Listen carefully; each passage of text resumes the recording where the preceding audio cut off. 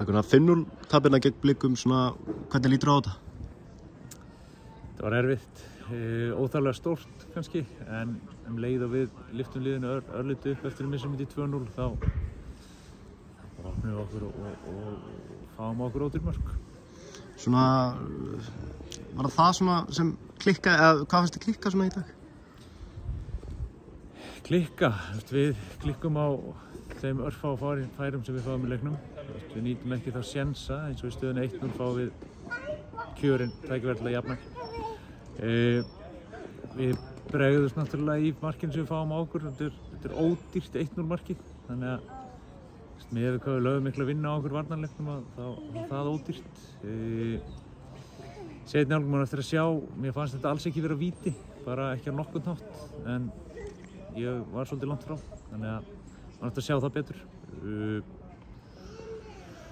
Já, sóknarleikurinn hjá okkur var bara erfiður, við vorum svo neðarlega á vellinum, þeir héldu mikið í boltann. Þeir eru bara miklu meira fitt lið heldur en við erum og við þurftum að díla við það svolítið, þjást varnarlega.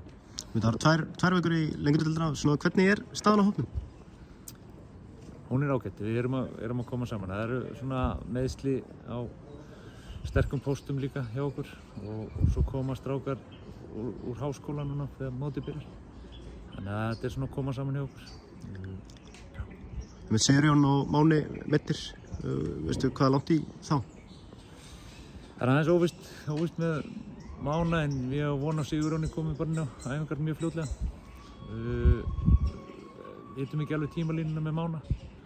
Sölvi fer svo að koma fljótlega inn á æfingar á fullu og svo koma Bandaríkja skólastrákarnir koma fljótlega inn aftur og það styrkir okkur mikið. Glugginn lokar í lok mánaðar, býstu við einhverjum liðstyrkingum?